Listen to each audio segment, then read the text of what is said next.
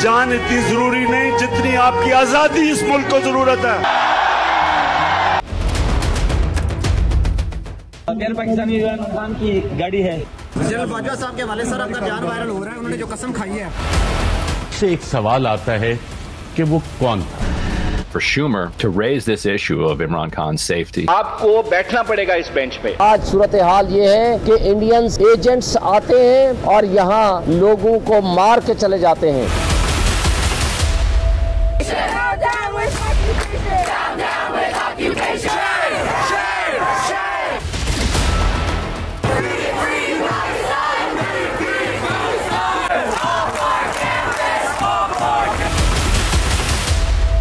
अस्सलाम वालेकुम, this is Moeed Pirzada in Washington.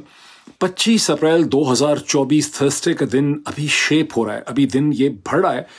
और इस दिन के हवाले से बहुत से इम्पोर्टेंट इश्यूज मेरे सामने हैं जिन्हें मैं आपके सामने भी रखना चाहता हूं और आपकी वसातत से पाकिस्तान के जो इंतहाई अक्लमंद शख्सियात हैं, जो वाइज मैन ऑफ पाकिस्तान हैं, उन तक भी आपके थ्रू मैं इन इश्यूज को पहुंचाना चाहता हूं। दो प्रिंसिपल मेरी थीम है। एक थीम तो ये है कि ये इमरान खान का जो फिनोमेना है, ये पीरो मुर्शद का, ये फिनोमेना है क्यों, और पाकिस्तान के चौधरी निज़ामुद्दीन के सिस्टम के जो डिसीजन मेकर हैं, हमारे जनरल साहिबान जो हैं, हमारी जो अजीम हस्तियां हैं, उनके लिए क्यों ज़रूरी है कि वो इस फिनोमेना को डिसाइफर करें, डेसिफर करें, इसे इंटरप्रेट करें और इसे अंडरस्टैंड करें। और दूसरा मैं जो थीम मेरे सामने है वो भी बड़ी इंटरेस्टिंग थीम है कि कैसे अमेरिका इस वक्त दो तीन किस्म की जंगें लड़ रहा है। दो किस्म की बुनियादी जंग है। एक, अमेरिका दुनिया में जंग लड़ रहा है, चीन के साथ, रूस के साथ, ईरान के साथ, पूरी दुनिया के साथ, और दूसरी यही जंग जो है वो अमेरिका के अंदर अमेरिका की सियासत ने इम्पोर्ट कर ली है और वहाँ ये क्या शक्ल जो है वो इख्तियार कर रही है। और इससे जाहिर है कि इन दोनों थीम्स के साथ न थी दर्जनों छोटे छोटे इशूज़ और डेवलपमेंट्स हैं जिन्हें मैं अभी आपके सामने रखता हूं। और मैंने इस वीडियो के ऊपर बड़ी मेहनत की है, इन द सेंस कि जब मैं इसके लिए बहुत से मैंने क्लिप्स इकट्ठे किए हैं, बहुत सी मैंने हेडलाइंस दुनिया भर के अखबारों की इकट्ठी की हैं। इसे फास्ट फॉरवर्ड करके आखिर तक देखिएगा। मैं जब इस वीडियो पे बहुत मेहनत की है, इसलिए मेहनत की है कि जो लोग इसके ऊपर इन चीज़ों को ज़्यादा एक्सप्लोर करना चाहें, इस पर तहकीक करना चाहें, ख़ास करके जिनका ताल्लुक मीडिया से है, जो हमारे अखबारात के रिपोर्टर्स हैं, उनकी जो टीम्स हैं मीडिया की, टेलीविज़न चैनल्स की जो रिसर्च टीम्स हैं, जो स्कॉलर्स हैं बहुत सी जगहों के ऊपर, उन्हें इससे बहुत सा फ़ायदा मिलेगा। अब इस हवाले से बहुत से पॉइंट्स मेरे पास हैं और एक एक करके हम चलते हैं, इसको देखते हैं। सबसे पहला जो इशू है कि इमरान खान फिनोमेना क्या है,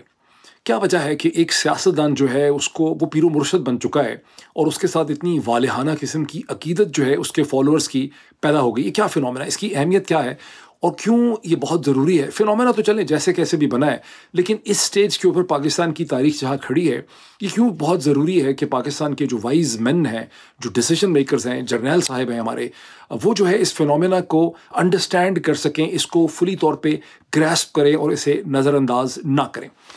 अब से चंद घंटे पहले किसी ने मुझे बहुत से वीडियो क्लिप्स भेजे। उन्होंने कहा कि हमने सवाबी में, खैबर पख्तूनख्वा में, हमने इमरान खान की रिहाई और उनकी सलामती के हवाले से एक तहरीक शुरू कर रखी है। हमने सवाबी में एक धरना दिया है, आप हमारे इस कॉज को हाईलाइट करें। कॉज तो पता नहीं मैंने हाईलाइट करना था या नहीं करना था, लेकिन उन्होंने मुझे जो चंद 6 वीडियोज़ उसकी भेजी, मैंने उन वीडियोज़ को देखना शुरू कर दिया और फिर एक क्लिप मैंने देखा 1-1.5-2 मिनट का, जिसका एक छोटा सा टुकड़ा 30 सेकंड का मैं आपको 25-30 सेकंड का दिखाना भी चाहता हूँ यहाँ पे। गैर पाकिस्तानी इमरान खान की गाड़ी है। इमरान खान को फिर से हमने रिहा करना है। ये उनकी मुबारक गाड़ी है जिसमें मैं बैठा हूँ। इंशाल्लाह बहुत जल्द, अगर हम लोगों ने हिम्मत की तो बहुत जल्द इंशाल्लाह इमरान खान फिर से रहा होगा। जब भी मैंने टुकड़ा देखा जिसमें मैं देखता हूँ कि एक नौजवान जो है वो सवाबी में एक सफ़ेद सी गाड़ी SUV है उसके साथ खड़ा है, फिर कोई कहता है कि हमारे खान साहब रिहा होंगे जल्दी, और खान साहब की गाड़ी भी हमारे पास आ चुकी है। फिर वो गाड़ी के अंदर बैठ जाता है उसकी फ्रंट सीट पे, फिर वो कहता है रिहा होके आएंगे, इसी गाड़ी में दोबारा बैठेंगे। फिर ये नौजवान एक अजीबो गरीब किस्म की हरकत करता है जो मैं तवक्को ही नहीं कर रहा था कि ये करेगा। वो आगे बढ़ता है और बहुत ही अकीदत के साथ ये जो SUV है, वाइट बेजान गाड़ी, उसकी डैशबोर्ड को वो बोसा देता है, किस करता उसको। मैं एक परेशानी में, मेरे लिए एक बहुत खौफनाक सीन था, मैं एक परेशानी में मुब्तला हो गया बिकॉज घोड़े की जो सिंबलिज्म है इंसान की तारीख में और मुस्लिम तारीख में भी आप बहुत समझते हैं कि घोड़े की एक बड़ी सिंबलिज्म है कि जब आप लीडर को, सिपा सालार को, एक रहनुमा जो है, जो एक इम्पॉर्टेंट शख्सियत है, जिसको आप मार डालते हैं या वो गुम हो जाता है, तो उसके घोड़े की एक बड़ी इंपॉर्टेंस है। आपने फिल्मों में भी देखा होगा, आपने तारीख में इसको पढ़ा है। मैं चाहता ये हूँ कि ये जो एक अजीब सी फीलिंग है, ये जो मिस्टीक है, ये जो कल्ट की चीज़ है, इसे पाकिस्तान के जो अक्लमंद लोग हैं वो इसको समझें, इसके ऊपर ठंडे दिल से गौर करें कि ये क्या फिनोमेना है। ये ऐन मुमकिन है, और मैं ब्लेम नहीं करूँगा व्हेन वाइज मैन या इमरान खान के जो मुखालिफ हैं वो कहेंगे ये कल्ट फॉलोशिप है, ये एक मैडनेस है, और ये जो नौजवान है ये पागल है, ये हिजान का शिकार है, ये जहनी मरीज़ है, या ये तो एक पाइड पाइपर फिनोमेना है। लेकिन मैं ये एम्फसाइज़ करूँगा आप सबके लिए और अक्लमंद लोगों के लिए आपकी वसातत से कि पॉलिटिक्स में ये कल्ट लीडरशिप ही होती है। दुनिया की तारीख में जितने भी बड़े लीडर गुजरे हैं, नेबरिंग हिंदुस्तान को देख लीजिए, तारीख को तो छोड़ें, महात्मा गांधी तक जाने की ज़रूरत ही नहीं है। ये तो आप नेबरिंग हिंदुस्तान के अंदर देखें कि वहाँ पर नरेंद्र मोदी जो हैं वो भी एक बहुत बड़े कल्ट लीडर हैं, और उनके फॉलोअर्स जो हैं वो अजीब फैनेटिक किस्म के तरीके से उनकी एक डिवोशन और कमिटमेंट जो है वो नरेंद्र मोदी के साथ है। मेरा इस्तदलाल ये है कि पॉलिटिक्स में दो ही एलिमेंट्स बहुत इंपॉर्टेंट होते हैं। एक चीज़ है मज़हब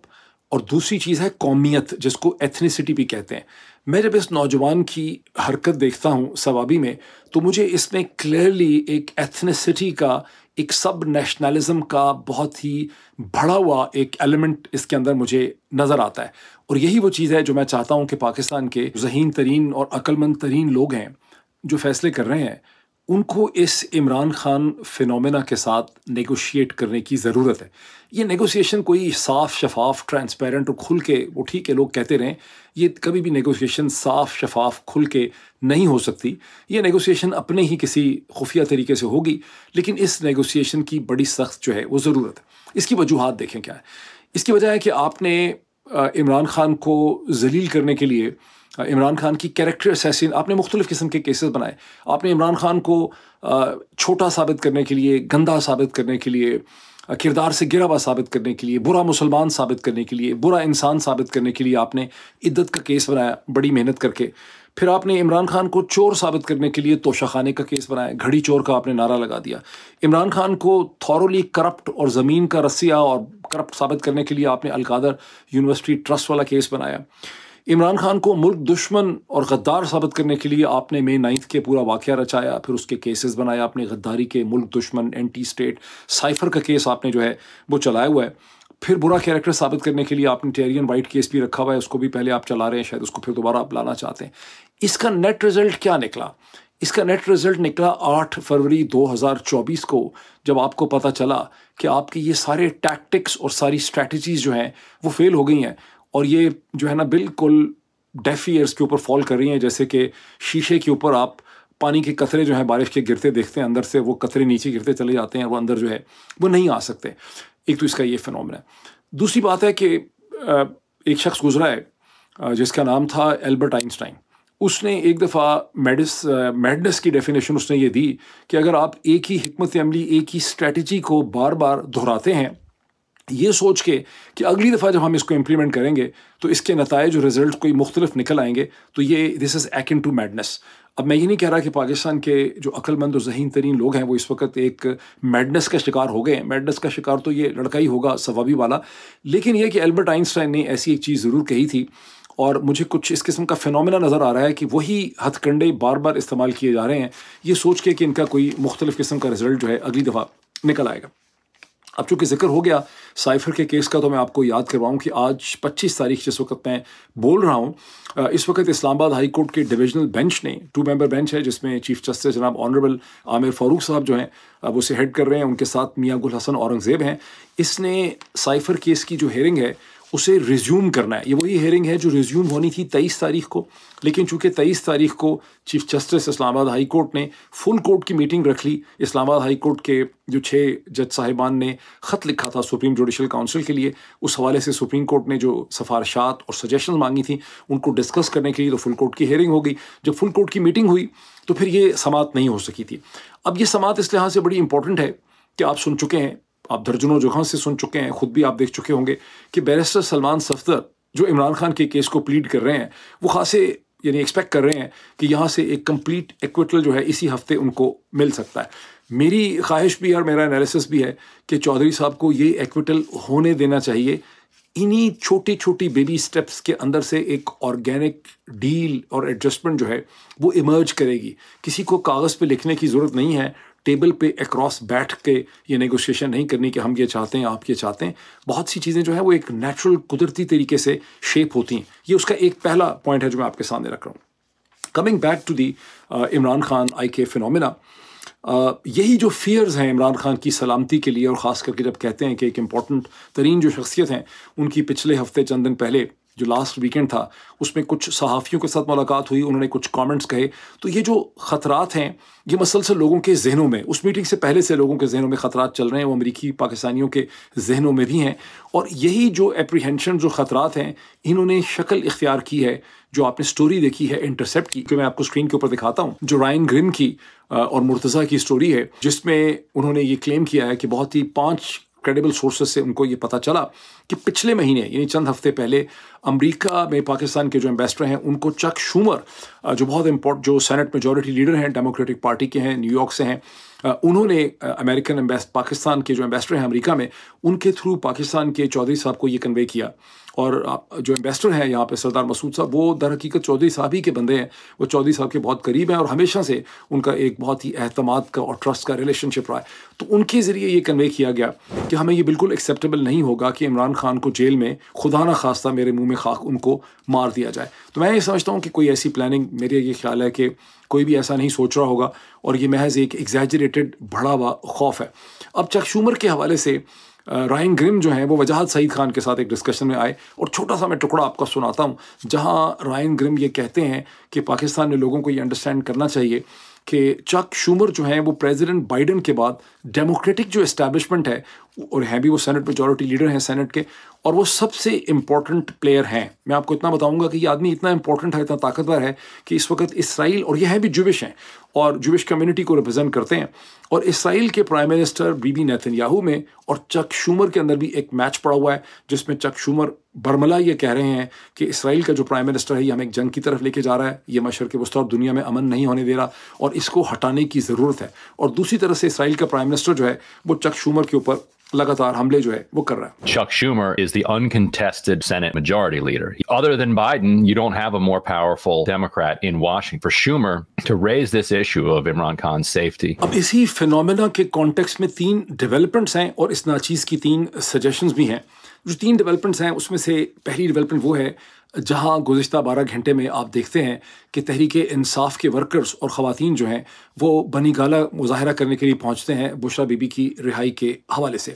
इस नाचीज़ का एनालिसिस ये कहता है कि स्टेज पे चौधरी साहब को इसको अब जाने देना चाहिए। बुशरा बीबी के हवाले से बहुत पॉलिटिक्स हो गई, अब वो वाकई बीमार हैं और उन्हें बनी गाला से किसी अच्छे हॉस्पिटल में, ये शौकत खानम हॉस्पिटल में या पिम्स में, उन्हें मुंतकिल कर देना चाहिए और उनको एक ग्रेसफुल तरीके से ट्रीट करना चाहिए। इससे भी माहौल की जो तलखी है उसमें किसी हद तक कमी जो है वो मुमकिन होगी। 2 और बड़ी इंपॉर्टेंट डेवलपमेंट्स हैं। एक 26 तारीख को नमाज जुमा के बाद तहरीक इंसाफ जो पूरे पंजाब के अंदर और शायद पूरे पाकिस्तान के अंदर रैलीज़ निकाल रही है, और जिसके हवाले से हमाद अज़हर ने कहा है कि रैलीज़ डेफिनेटली निकलेंगी। उन्होंने बड़ा माना खेज ट्वीट किया है कि जिन लोगों को कोई अगर फ़ोन के ऊपर धमकाएगा या उनको थ्रेट करेगा तो उनको चाहिए कि उसकी वीडियो बना लें, ऑडियो रिकॉर्ड कर लें और उसको रिपोर्ट करें। वो तो चले लोग करते हैं नहीं करते। इस नाचीज़ की सजेशन ये है कि चौधरी साहब को इन मुजाहिरों या रैलीज़ को होने देना चाहिए। इसी तरह से फैसलाबाद का जो जलसा जिसका साहिबजादा हामिद रज़ा साहब ने ऐलान तो किया, उसकी तारीख अभी तक मेरे सामने नहीं आई, उस जलसे को भी होने देना चाहिए। और मरियम बीबी अगर अपनी पुलिस और अपनी डिस्ट्रिक्ट मैनेजमेंट की इंतज़ामिया के ज़रिए इन दोनों इवेंट्स को, यानी जो 26 तारीख की रैलीज़ हैं फ्राइडे के दिन, कल वाले दिन, और जो फैसलाबाद का जलसा है, इसे वो कंट्रोल करना चाहती हैं, मारपीट करना चाहती हैं, वो जो भी करना चाहती हैं वो ज़रूर करें। लेकिन चौधरी साहब के लिए बड़ा ज़रूरी है कि पुलिस वालों को, डिस्ट्रिक्ट मैनेजमेंट वालों को और मीडिया को ये पता चले कि चौधरी साहब इससे बिल्कुल ला ताल्लुक़ थे। ये वो छोटे छोटे बेबी स्टेप्स हैं जिसमें कोई डील नहीं है सच, लेकिन इन बेबी स्टेप्स के ज़रिए आप इस हैजान के माहौल जो इस वक्त है, टेंशन है बहुत ज़्यादा, उसमें आप कभी जो है वो ला सकते हैं। इसी कॉन्टेक्स्ट में मुझे याद पड़ता है कि एक दिन पहले गुज़िश्ता 24 घंटे में जब शहबाज शरीफ साहब कराची पहुंचे और बिज़नेस कम्युनिटी के साथ उनकी मुलाकात हो रही थी, तो वहाँ पाकिस्तान की, कराची की, बल्कि पूरे पाकिस्तान की इंतहाई मुमताज़ जो कारोबारी शख्सियत हैं जनाब आरिफ हबीब साहब जो हैं, उन्होंने शहबाज शरीफ साहब से बड़ी चुभती हुई बात की, हंसते हंसते बिल्कुल बहुत ही मुस्कुराते हुए उन्होंने उनकी तारीफ़ भी की। और वो क्लिप मैं आपको दिखाना चाहता था जिसमें उन्होंने शहबाज शरीफ साहब को कहा कि आपको 2 किस्म के मज़ीद जो है ना हैंडशेक करने की ज़रूरत है। एक हिंदुस्तान के साथ बिज़नेस अपॉर्चुनिटी करें, जिसको शहबाज शरीफ साहब ने बड़ा कहका मार के बड़ी खुशी से उन्होंने इसको वेलकम किया, नॉट रियलाइजिंग दिस थिंग कि अगली बात आरिफ हबीब साहब क्या करने लगे। उसके बाद आरिफ हबीब साहब ने कहा कि जो अडयाला जेल में कैदी है उसके साथ भी आप एक रास्ता खोलें या हैंडशेक करें। उसके ऊपर शहबाज शरीफ साहब का जो चेहरा है वो देखने वाला था। वो क्लिप मैं आपको दिखाता हूँ, खासा सीरियस था, उन्होंने शक्ल वहाँ पे बनाई कि मैं कर भी सकता हूँ कि नहीं कर सकता। और मुझे याद है कि आपने एंड ऑफ जून में एक हाथ मिलाया था, वो हाथ आपने मैनेजिंग डायरेक्टर IMF से मिलाया था। इसी तरह के आपने और हाथ हमारे पीपल्स पार्टी के साथ मिलाया, आपने और लोगों के साथ मिलाया, उसके अच्छे नताइज जो है। IMF से हाथ ना मिलता तो इनसे किस तरह हाथ मिलते हैं? तो 2 और हाथ जो है मैं सजेस्ट करूंगा आपकी जो है वो सबमिशन कि एक जो है हमारे पड़ोसियों से हाथ मिलाएं जो आप काम कर रहे हैं इसके ऊपर, इंक्लूडिंग इंडिया, मैं समझता हूँ। और आप ये कर सकते हैं कि इंडिया के साथ भी जो है मामलात को ठीक करते हैं। दूसरा, जो अडयाला के बासी हैं उनके साथ भी आप हाथ मिलाएं, वहाँ भी मामलात को जो है वो बेहतर करना। अच्छा, मेरा इसके बारे में 2 किस्म के कमेंट्स हैं। एक पहले तो ये कमेंट है कि शहबाज शरीफ साहब, अच्छा इसको खासा डिस्कस किया गया, ये सोशल मीडिया पे भी डिस्कस हुआ, टेलीविज़न चैनल में लोगों ने इसको खासा डिस्कस किया आरिफ हबीब साहब के मशवरे को कि सही है ये नहीं है। मेरा ख्याल है कि इस मशवरे की सबसे बड़ी कमज़ोरी ये है कि शहबाज शरीफ साहब की नेगोशिएशन करने वाली कोई हैसियत नहीं है। शहबाज शरीफ साहब की इस पाकिस्तान की उलझी हुई सियासत में अब वही सूरत हाल उनकी है जैसे ही 2000 यानी थ्रू आउट जो अफगान जंग थी उसमें अशरफ गनी की या हामिद कारज़ाई की हुकूमत की थी, ख़ास करके आखिरी दिनों में, आखिरी 2-3 सालों में अशरफ गनी की हुकूमत की जो सूरत हाल थी। अमरीकी हमेशा कहते थे कि काबुल रजीम के साथ अफगान तालिबान को नेगोशिएट करना चाहिए, लेकिन अफगान तालिबान का जो असूली मौक़िफ़ था कि हम असल ताकत के साथ नेगोशिएट करेंगे और काबुल रजीम जो है वो सिर्फ अमेरिका की ताकत का रिप्रेजेंटेटिव है, उसका अक्स है। शहबाज शरीफ और उनकी हुकूमत की जितनी भी हुकूमतें इस वक्त हैं, शरीफ ज़रदारी हुकूमत, ये चौधरी निज़ामुद्दीन साहब के सिस्टम की का रिप्रेजेंटेटिव है, ये उसका नुमाइंदा है, ये उसकी रिफ्लेक्शन है। एंड अंडर दिस सर्कमस्टांसिस जो भी नेगोशिएशन चैनल्स ऑफ कम्युनिकेशन होने चाहिए वो किसी बाएतमाद कॉन्फिडेंट तरीके से डायरेक्टली इमरान खान तक या किसी ऐसी शख्सियत तक होने चाहिए जिस पे दोनों साइड जो हैं वो ट्रस्ट कर सकें। वंस अगेन ऐसी नेगोशिएशंस कभी पब्लिक नहीं होती, ऐसे राब्ते मीडिया लाख कहता रहे उनको डिनाई करना होता है, लेकिन वक्त की ज़रूरत है कि इस किस्म की कम्युनिकेशन चैनल जो हैं वो होने चाहिए। अब मेरा दूसरा कमेंट यह है कि आरिफ हबीब साहब की इस बात के बाद गरीदा फारूकी साहिबा बहुत ज़बरदस्त जर्नलिस्ट हैं, मेरे साथ तो काम भी कर चुकी हैं, मतलब I have lot of respect for her. उनका एक उर्दू का खासा सकील किस्म का, खासा मुश्किल और कॉम्प्लेक्स किस्म का ट्वीट जो है, जो मैं आपको स्क्रीन के ऊपर दिखाता हूँ, वो देखने और पढ़ने का मौका मिला। और जब उसको मैंने पढ़ा तो मुझे ऐसा लगा, और लोग भी बहुत से सोचते हैं ख्याल कि ये शायद लग नहीं रहा, शायद हो सकता है कि गरीदा फारूकी साहबा ने खुद ही लिखा और मेहनत करके, लेकिन उसके अंदर से कुछ इस किस्म की फीलिंग होती है कि ये कहीं और से आते हैं, ये मज़ामी गैब से ख़याल में, क्योंकि उसके अंदर ये भी लिखा हुआ है कि जब किसी को कैद हो जाती है तो उसको अपनी कैद मुकम्मल करनी चाहिए। कौन सा सियासतदान है जिसने अपनी कैद मुकम्मल की है? और दूसरी बात यह है कि कैद होती इसलिए है, ये बहुत ही इंपॉर्टेंट पॉइंट है जो गरीदा फारूकी साहबा ने लिखा, कि कैद इसलिए होती है कि आपके रवैयों में तब्दीली आ जाए। अब ये कौन है? ये गरीदा फारूकी साहबा कह रही हैं कि इमरान खान के रवैये के अंदर तब्दीली आनी चाहिए, या ये किसी और पावर सेंटर की ख्वाहिश है कि इमरान खान के रवैये में तब्दीली आनी चाहिए? इस ट्वीट को जब आप पढ़ते हैं तो आपको लगता है कि जो कुछ मैं कह रहा हूँ that is following on def years, और अभी तक इस हकीकत को ठीक तरह से समझा नहीं जा सका। अब इसी कॉन्टेक्स्ट को थोड़ा सा, but last my point on the domestic politics, फिर मैं एक इंटरनेशनल डायमेंशन पे चलता हूँ। अबू ज़र सलमान नियाज़ी साहब जो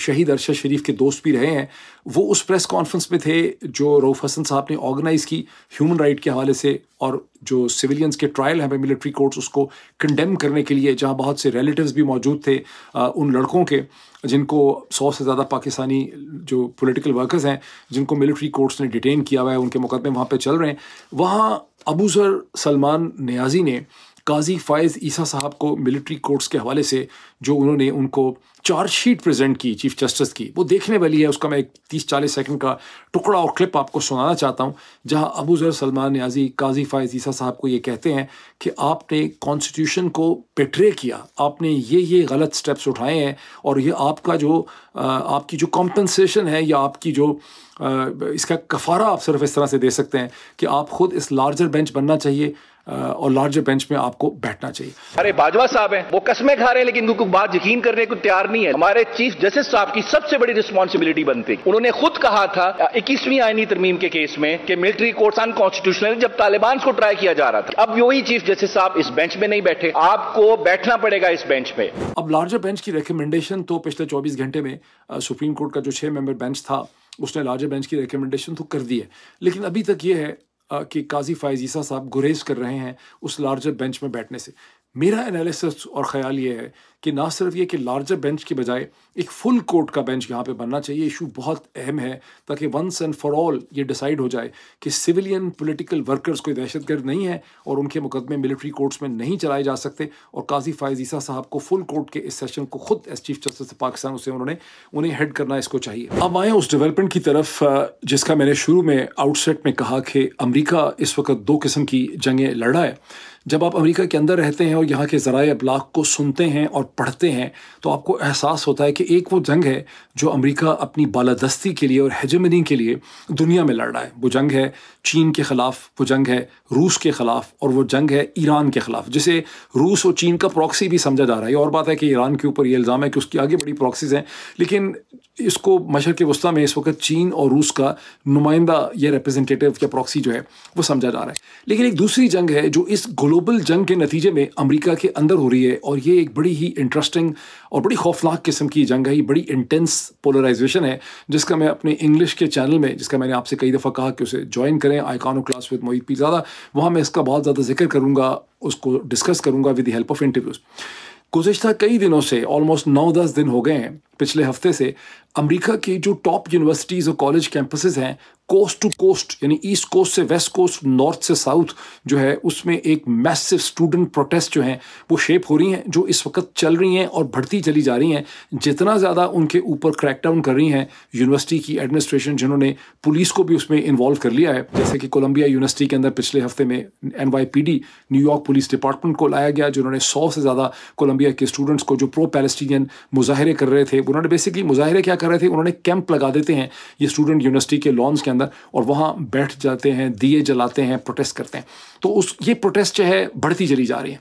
अब ये जो प्रोटेस्ट हैं इसमें स्टूडेंट्स का 2 किस्म की डिमांड्स हैं। एक तो वो कहते हैं कि गाज़ा के अंदर जो इमीडिएट फौरी तौर पर सीज़ फायर जो है होना चाहिए। अमेरिका इसराइल को जो फ़ौजी साजो सामान और फ़ौजी मदद देता है और उसको जो मिलिट्री टेक्नोलॉजी प्रोवाइड करता है उसका रास्ता रोका जाए। और तीसरा इनका एक बहुत ही नया डिमांड है, वो कहते हैं कि यूनिवर्सिटी से ये कहा जा रहा है कि आपने जो इन्वेस्टमेंट्स की हुई हैं उन बड़ी बड़ी कंपनीज़ में जो इसराइल के साथ कोऑपरेट कर रही हैं और उसके वॉर एफर्ट को सपोर्ट कर रही हैं, इन कंपनी से यूनिवर्सिटीज़ डाइवर्स्ट करें, यानी अपनी जो फंडिंग की हुई है, जो उन्होंने उनके शेयर जो स्टॉक्स में उनके फंड्स में पैसे लगाए हुए हैं, उसको ख़त्म करें। इसका बैकग्राउंड बड़ा इंटरेस्टिंग है कि 1980 की दिहाई में इसी तरह की एक स्टूडेंट मूवमेंट थी जिसने जो एंटी अपार्थाइड मूवमेंट थी, जिसने उन कंपनीज़ को टारगेट किया जिन्होंने साउथ अफ्रीका के साथ जिनका कारोबार था। उसमें फ़ॉरेन सिर्फ कहते हैं कि स्टूडेंट्स ने जब सीरीज़ ऑफ प्रोटेस्ट किए तो कोलंबिया यूनिवर्सिटी ने अंदाज़न $40 मिलियन की डाइवेस्टमेंट की जो उन्होंने लगाई हुई थी कोका कोला के अंदर, जो उन्होंने लगाई हुई थी मोबिल ऑयल के अंदर और बहुत सी इस तरह की कंपनी थी। अब कोलंबिया यूनिवर्सिटी के जो स्टूडेंट्स हैं वो ये कहते हैं कि कोका कोला, कैटरपिलर, Airbnb और गूगल, इनके अंदर कोलंबिया यूनिवर्सिटी ने जो इन्वेस्टमेंट्स की हुई हैं, जो कोलंबिया यूनिवर्सिटी की टोटल इन्वेस्टमेंट्स की 1% का भी 1/10 है, इन्हें आप ख़त्म करें। कोलंबिया यूनिवर्सिटी नहीं मान रही है और इसी किस्म की डिमांड जो है वो अब हार्वर्ड में भी हैं। अच्छा, अब जब कोलंबिया यूनिवर्सिटी के स्टूडेंट्स के ऊपर क्रैकडाउन किया पिछले हफ्ते, और वहाँ पे कोलंबिया यूनिवर्सिटी की इस वक्त जो प्रेसिडेंट हैं उनका नाम है नेमत शफीक, वो माशाल्लाह मुसलमान हैं और वो इतनी ही कमज़ोर और इतनी ही मुनाफिक हैं जितनी कि किसी भी पावरफुल पोजीशन के अंदर अमेरिका में, नॉर्थ अमेरिका में कोई मुसलमान एग्जेक्टिव अगर होगा तो वो इतना ही बेचारा कमज़ोर होता है अपनी पोजीशन को बचाने के लिए। मैंने एक इंग्लिश की वीडियो में ये मैंने आर्गूमेंट किया था 2-3 हफ्ते पहले कि फ़रीद ज़करिया जो हैं वो कभी भी जॉन मर्शाइमर जो हैं वो नहीं बन सकते, बिकॉज जॉन मर्शाइमर जो हैं वो ब्लू आइड अमेरिकन है, जबकि फ़रीद ज़करिया जो हैं वो एक इमिग्रेंट हैं, नेचुरलाइज सिटीज़न हैं और वो यहाँ ठीक तरह से बिलोंग नहीं करते। तो नेमत शफीक जो है वो हैं बड़ी पढ़ी लिखी PhD इजिप्शियन सिटीज़न, अक़वाम मुत्तहिदा से रिलेटेड, वर्ल्ड बैंक से रिलेटेड, पता नहीं क्या कुछ उनके पास है, और ब्रिटिश सिटीज़न भी हैं, लेकिन उतनी ही कमज़ोर हैं। और ये नेमत शफीक जो हैं उन्होंने पिछले हफ्ते न्यूयॉर्क पुलिस डिपार्टमेंट को बुलाया स्टूडेंट्स को उठाने के लिए, जिसके नतीजे में 100 स्टूडेंट जो हैं वो गिरफ्तार हो गए। यहाँ पर अगर जेफरी सैक या जॉन मर्शाइमर जो हैं वो कोलंबिया यूनिवर्सिटी के प्रेसिडेंट होते तो किसी भी सूरत में ये हालात नहीं होने थे। और अब इनफैक्ट मेरा ख्याल अगले दिन नेमत शफीक को यूनिवर्सिटी की सेनेट ने बुलाया हुआ है उनको ग्रिल करने के लिए और उनको सेंशर करने के लिए कि एज अ प्रेसिडेंट उन्होंने इतनी एक गैर जिम्मेदाराना हरकत क्यों की। लेकिन अगर नेमत शफीक ने ये हरकत की जब वो कांग्रेस की एक मीटिंग से या ब्रीफिंग से वापस आई, जहां उनको अमेरिकन कांग्रेस में जो जायनिस्ट जो रिपब्लिकन्स इस वक्त टोटली तौर पे खेल रहे हैं जायनिस्ट लॉबी के एजेंडे पे, तो उनको बड़ा रगड़ा गया कि आप बड़ी कमज़ोर हैं और आप स्टूडेंट्स ने ये जो बंद किया हुआ है और जो जूविश स्टूडेंट हैं उनकी ज़िंदगी को बड़ा ख़तरा है, तो उन्होंने आके ये क्रैकडाउन किया। अब यहाँ पे अगर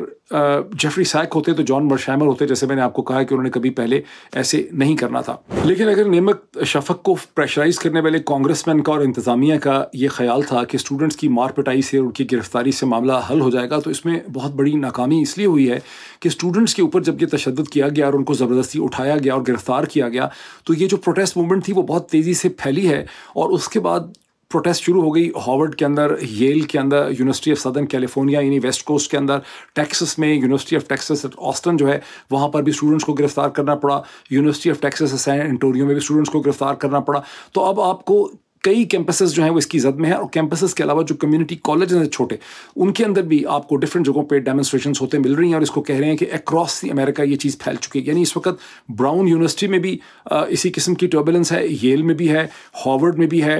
यूनिवर्सिटी ऑफ सदर्न कैलिफोर्निया में भी है, टेक्सास के अंदर भी है, और भी डिफरेंट कैंपसेस जो हैं वो इसकी, और न्यूयॉर्क यूनिवर्सिटी के अंदर भी है, ब्रुकलिन के अंदर भी जो न्यूयॉर्क का एक बरो है वहाँ पर भी इस हवाले से मुजाहरे जो हैं वो हो रहे हैं। अच्छा, इसी माहौल के दरमियान में अमेरिका के हाउस के जो स्पीकर हैं जो रिपब्लिकन हैं माइक जॉनसन जो हैं